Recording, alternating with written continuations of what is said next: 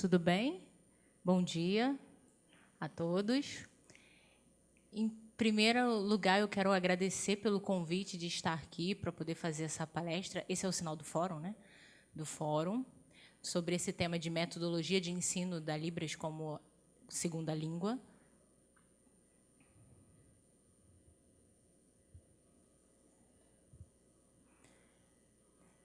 E aí, de acordo com a minha experiência assim, de muito tempo, né, de muitos anos, né, eu agora estou num campo universitário, né, já tive no espaço, né, de cursos, né, de ensino da língua, parte de vocabulário com seus conteúdos, e dentro agora, no espaço universitário, utilizar isso e que há muitas teorias, muitas práticas, e aí esse campo universitário exige muita teoria, que a parte básica também possibilita e acrescenta.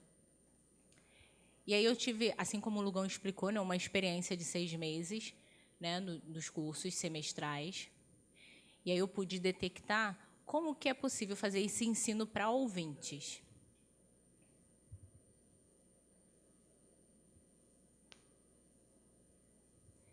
E aí eu vou explicar que o meu foco não é no ensino da língua de sinais dentro da parte universitária acadêmica, mas de uma maneira geral. Como que faz para eles aprenderem a esta língua e se desenvolverem nela? E como que é parte, né, desse ensino-aprendizagem, né, o que primeiro deveria ser feito? Não é só os sinais, mas sim as expressões, os movimentos, os gestos, né? Porque se a gente já parte logo para a sinalização, ele não tem essa adaptação. Se você já faz os sinais, ele não entendo o que é isso, e aí não precisa a expressão, será que a expressão é parte do sinal? Não. Então, assim, há uma engrenagem que precisa caminhar junto. E há muita dificuldade, né, para o ouvinte poder ter essa percepção, né, de ensinar a língua de sinais, né, como segunda língua para os ouvintes, né, a partir do início, né, iniciando a partir dos gestos para ter esse desenvolvimento e partir para a língua de sinais.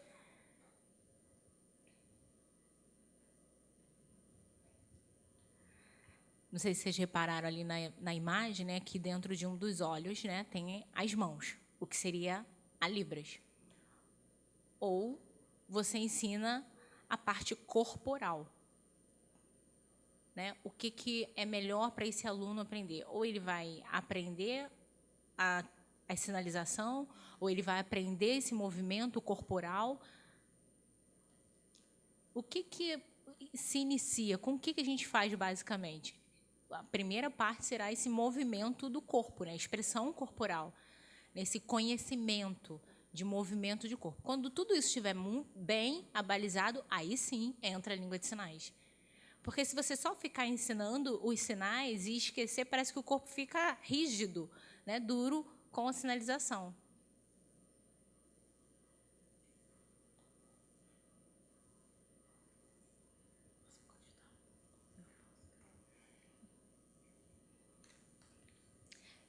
Então, separei 5 pontos aqui que é destacado como visual, né, que é bem vinculado a a visualidade. Como que a visualidade é importante?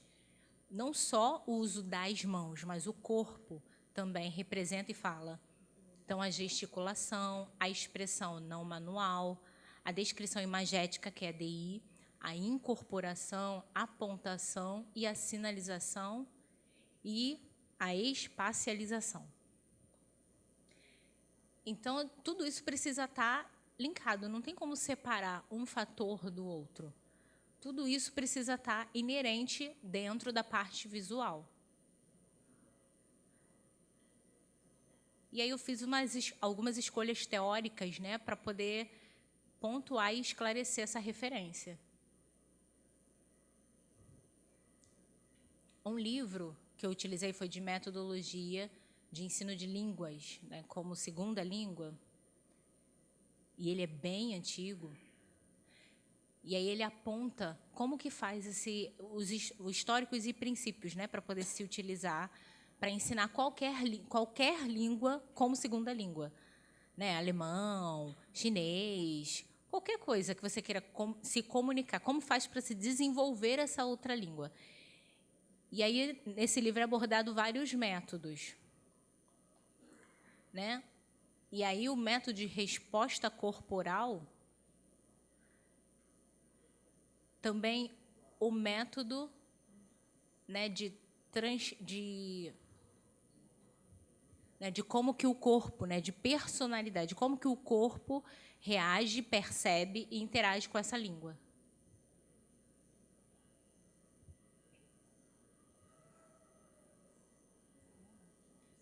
Chomsky, ele diz a respeito dessa competência linguística, que ela é importante, dessa cognição, desse raciocínio, que é importante para o desenvolvimento. Isso é o que ele explica. E é realmente muito importante, né, como que o cognitivo de uma criança funciona. Como que essa capacidade inata, né, ela já nasce pronto. Não é algo vazio, abstrato, não. Já está ali, inerente. Né, como a fraseologia, tudo isso já está pronto. O GIU, a gramática universal. Também comparado, né, com os ouvintes, que quando nascem, né, também nascem prontos, né, dentro desta competência, segundo Chomsky.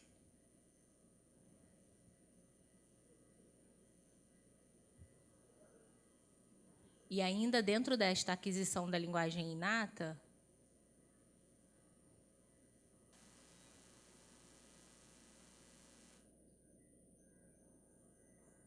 é destacado que qualquer pessoa é possível ter essa capacidade, essa competência linguística e se desenvolver.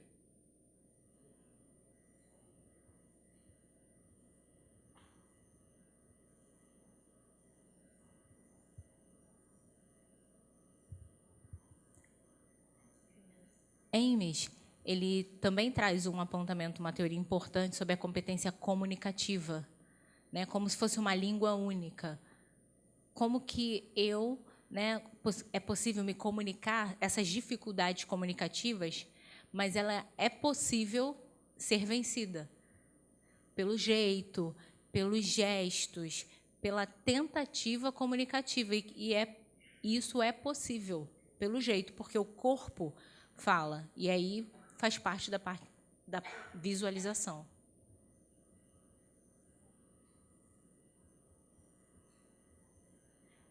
Gardner, ele já trata, né, das inteligências múltiplas.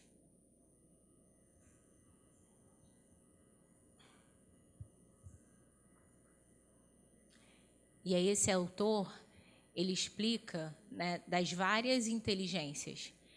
E uma delas é essa interpessoal, visual espacial, linguística, corporal, a interpessoal. E é muito interessante, porque para os ouvintes parece que isso já está tão pronto, né? E como então é importante agir dentro destas competências, né? Da corporal, da visual, também. Pode passar.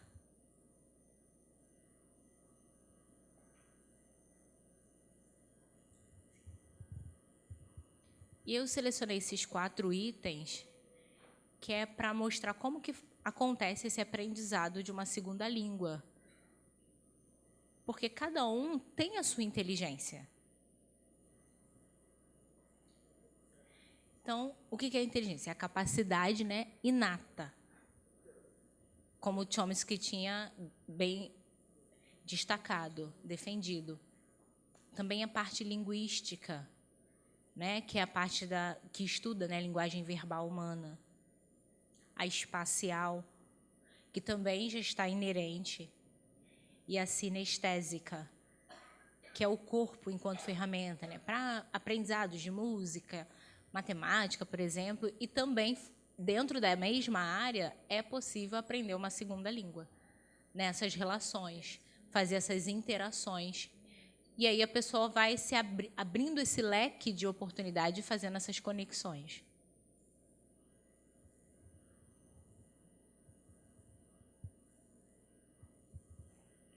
Então, fazendo um grande apanhado, né, de tudo que é possível, né, das múltiplas inteligências,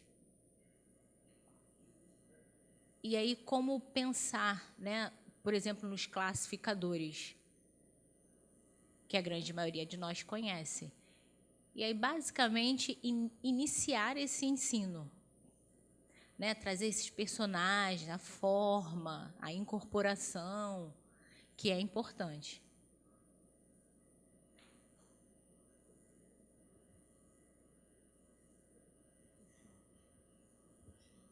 O Schack, ele faz essa tipologia, né, de transferência.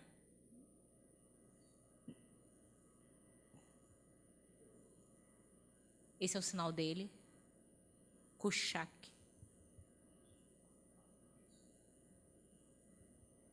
E aí esse é um autor surdo. O sinal dele é esse, que ele fala sobre a tipologia, né, dos classificadores. Enquanto Kushak, né, que apesar dele ser o ouvinte, mas ele faz essa pesquisa não sobre necessariamente os classificadores, mas essas transferências, né, das formas, dos sinais do quanto, né, que a gente pega e transfere essa iconicidade. E aí a Ana Regina, óbvio, que também tem as suas pesquisas, né, da pedagogia visual e defende isso como uma estratégia visual. Então, esses 3 autores, né, destacam muita coisa e 5 desses pontos eu destaquei aqui na minha pesquisa, que é essa transferência de tamanho e de forma, né, de espaço também, a transferência de localização, a transferência de movimento e a transferência de incorporação.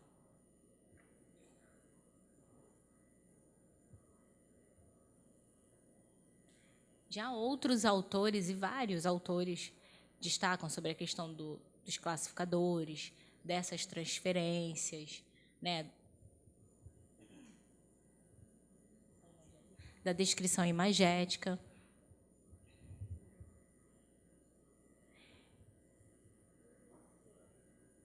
E aí a gestualidade.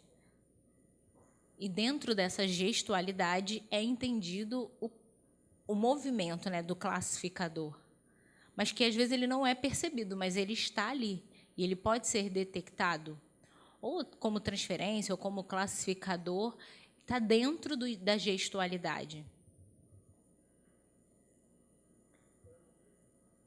E aí, no caso desse teórico, ele não cita, né, os classificadores, mas ele fala que desses 5 pontos, né, de transferência estão dentro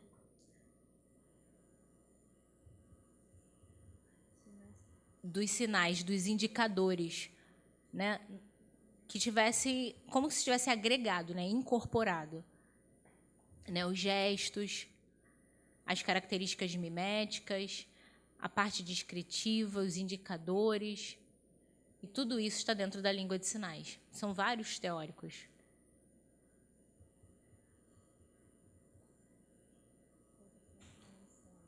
Os sinais policamponenciais é como se tudo tivesse registrado dentro desses sinais.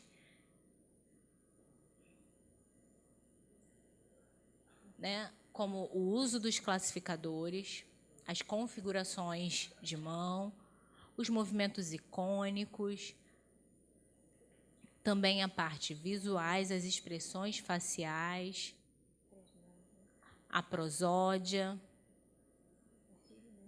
tudo envolvido dentro da gramática. Também os apontamentos deíticos, a expressão de emoção, tudo isso incorporado com essa gestualidade. E eu fiquei pensando nas diversidades e nas várias formas de se ensinar com uma segunda língua. É possível pegar pontos e agregar a essa gestualidade, fazer uma relação para que eles possam aprender, sem ter essa influência e toda essa pressão de ter que ensinar um sinal e as teorias. utilizar de estratégias para que isso possa ser naturalmente percebido. E aí os vocabulários são acrescentados de maneira muito natural. Se você só ficar preso aos sinais da parte vocabulária, de que ela tem que ser ensinado, tem que ser decorado, esse aprendizado não acontece. Então, é importante se utilizar da gestualidade. Ainda temos tempo?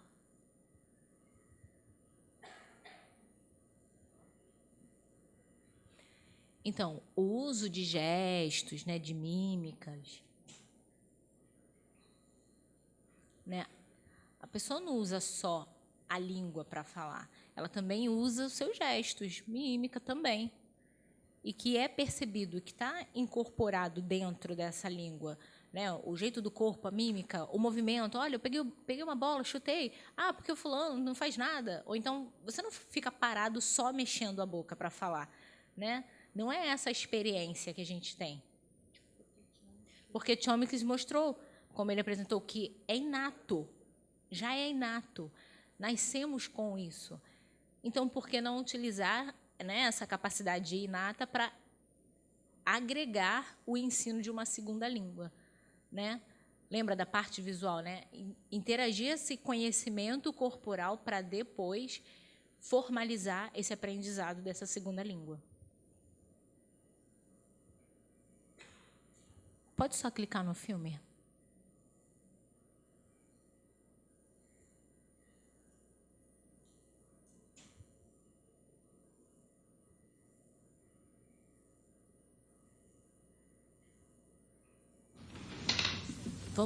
Observe só esse vídeo. Esse vídeo, ele é bem antigo.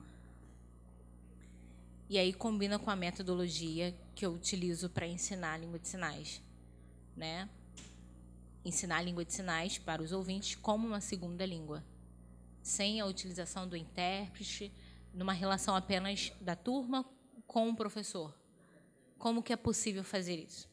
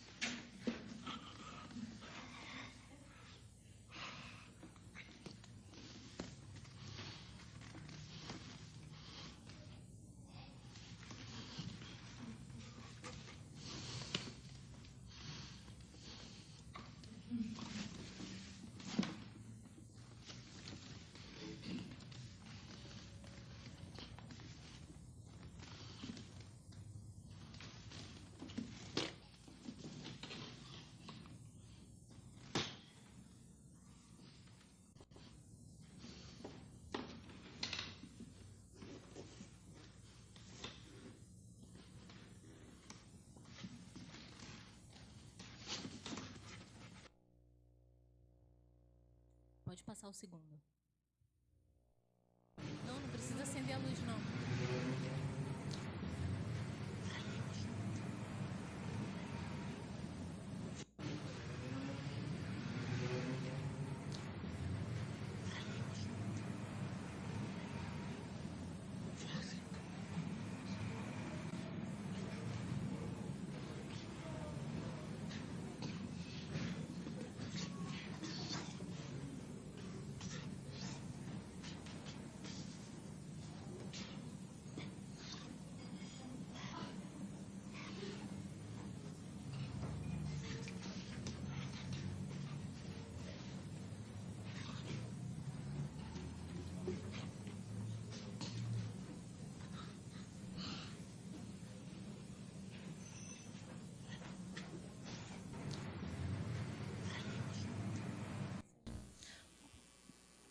Então, vocês conseguiram perceber o jeito dele fazer a sinalização? Como que vocês perceberam? Acharam diferente o jeito dele sinalizar? Então, ele ensina, né, os sinais como segunda língua. É possível entender isso, compreender esse gesto? Né, o nascer, deixado como abandonado. E aí eu uso, né, isso com os ouvintes na hora que eu estou ensinando. Né, tipo, pegou a bola, então está soltando a pipa. Né, porque se eu só fizer o sinal preso a isso, né, ou então a pessoa está lá cavalgando, já sabe que é o cavalo. E aí ele vai fazendo esses links, né, vai fazendo essas associações que são inerentes. Se eu só jogo lá o sinal, cavalo. Olha o classificador do cavalo, fazer esse movimento. Né, deixa natural, deixa acontecer esse movimento, para que eles possam ir internalizando e se acostumando e aprendendo. Né, fazendo com que visualmente eles se acostumem com essa ideia. Né, no segundo vídeo, ele disse que é possível a gente se comunicar com qualquer surdo. 2 dias é o suficiente, enquanto os ouvintes vão demorar bastante, às vezes 1 mês, 2 meses, e vai ser um pouco mais complicado. Por quê? Porque a parte visual, no caso da língua de sinais, né, vai ser muito mais clara.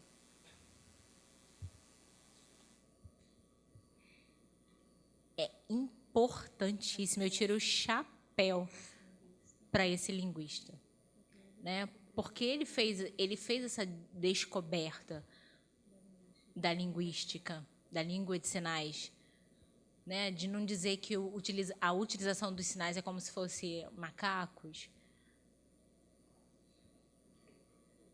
Mas na teoria de Stoke, ele explica uma coisa básica muito importante sobre as configurações,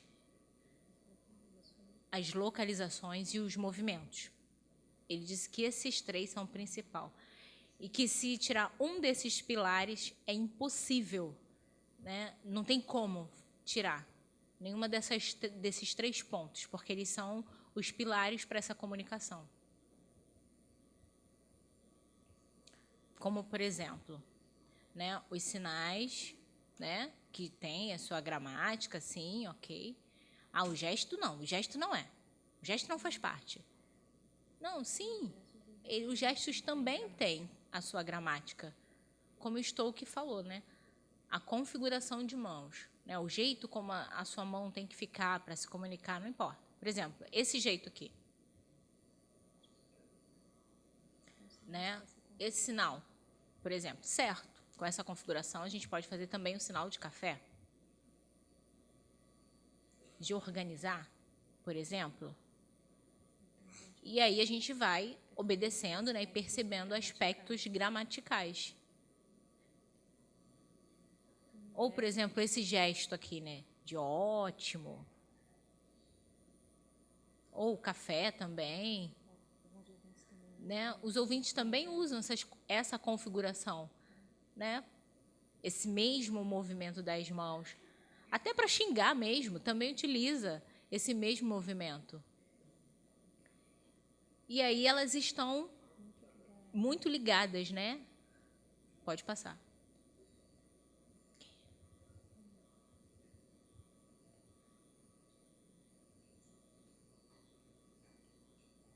E aí, sobre a questão da língua de sinais, das pessoas acharem que elas são iguais, né, com gestos ou mímica, ela é destacada como não. Né? A língua de sinais, ela tem gestos, ela tem mímica, ela tem a transferência, as incorporações, né? Ela é polissêmica, né? Tudo isso está agregada à língua de sinais, a essa fluência, né? A esse uso, a prosódia, né? Então, não é só os sinais, não é só o uso dos sinais, ou só a prosódia, ou só a mímica, ou só o movimento. Não, tudo isso está agregado ao uso da fluência dessa língua. Então, hoje, né, nessa palestra, né, fórum, não é isso? É o sinal? O tema do fórum destaca, né, sobre políticas linguísticas e práticas surdas no ensino da Libras como uma segunda língua. Então, eu fiquei pensando, né, como esse momento em que, sim, os ouvintes vão utilizar e vão aprender a língua de sinais, é possível, sim, esse desenvolvimento natural. Mas como fazer para ensinar essa mesma língua como uma primeira língua e como uma segunda língua com qualidade, né? Fazer esses dois vieses se conversarem, né? Se integrarem. Antes eu fui, né, instrutor de curso, e aí toda essa minha trajetória, né, ensinando língua de sinais e cada sinais e fazendo as pessoas aprenderem isso. E aí quando você chega num determinado lugar, as pessoas estão lá preocupados, né, cheios de medos e receios, porque não sabe profundamente a questão da língua de sinais, porque não lê a teoria, né, não busca essas informações para que elas sejam também disseminadas dentro do ensino. Então, é importante, sim, dentro dessa prática surda, também agregar a parte teórica.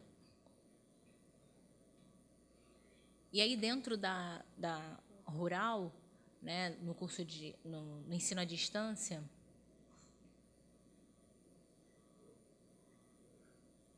que o curso antes era, o nome antes era como instrutor, e agora é o educador. E aí, essa questão do ensino, ela também tem que ser alterada, né? Tem que ir acompanhando, utilizando as didáticas, os vídeos, as filmagens, as várias estratégias. E, juntamente, né, com a UFRJ, né, e o ensino à distância, nós conseguimos criar um curso, né, justamente voltado para isso. E eu realmente estou muito satisfeito, né, com o resultado. Nós temos 10 disciplinas que duram 5 meses. E todas elas a gente tem, né, a questão da introdução do ensino à distância, como fazer essa gravação, né, utilizando a parte corporal, né, que é muito importante, o uso do corpo, para depois anexar o ensino, né, agregar a língua de sinais com o ensino básico. E aí as oficinas, o office, noções básicas, que é importante, né, parte da didática, como que a gente faz para poder apresentar um PowerPoint, fazer os gráficos, né, organizar. Então, é importante o professor surdo, né, também saber desenvolver essas estratégias. Também as habilidades, né, linguísticas e fonológicas, o ensino de português como segunda língua. Desculpe. Educador digital. Como que se utiliza, né, o papel desse professor? E essa é a equipe, né, do ensino à distância. Enfim, muito obrigada a todos vocês e peço desculpa pelo discurso longo, mas tentei resumir. Obrigada.